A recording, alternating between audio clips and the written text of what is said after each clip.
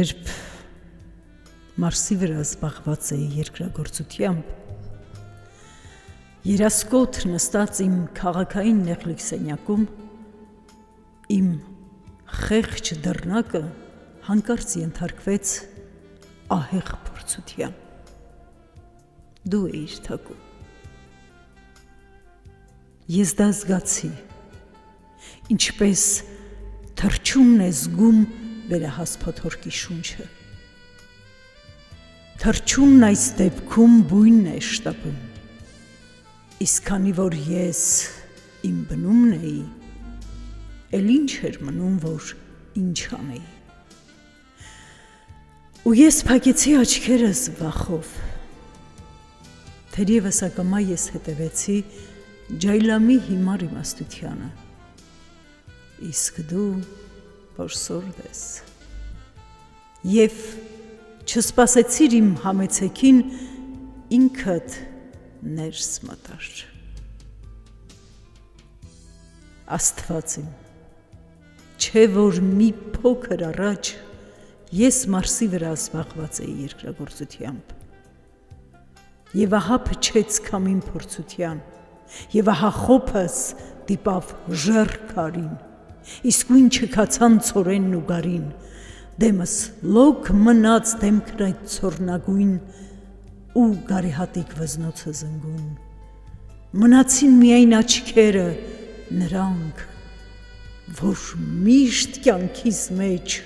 ցանում են վարանք։ Ես չէի նայում աչքերին դիտմամբ,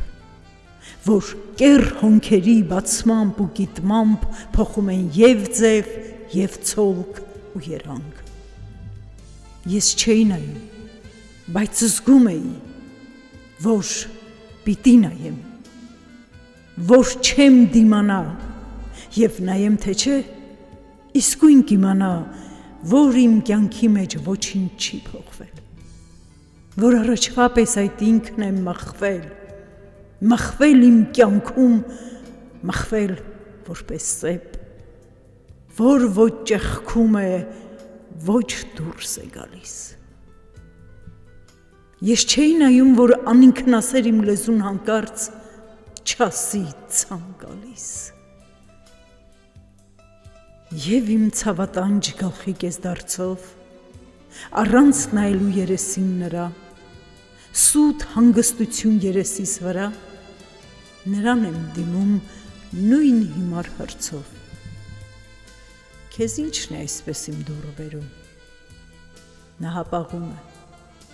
Ես մտաբերում, հիշում եմ հանկարծ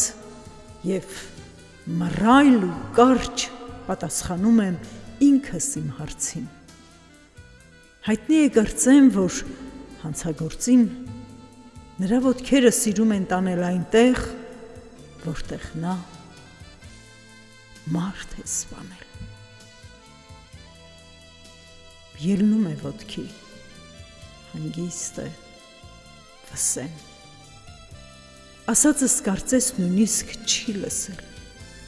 ու դուրս է գնում այնպիսի քայլքով, ասես ուզում է իր կրունկներով ողջերթ նվագել։ Գնում է, թողնում, որ Մարսի վրա կատարած ցանքիս բերքը հավաքեմ։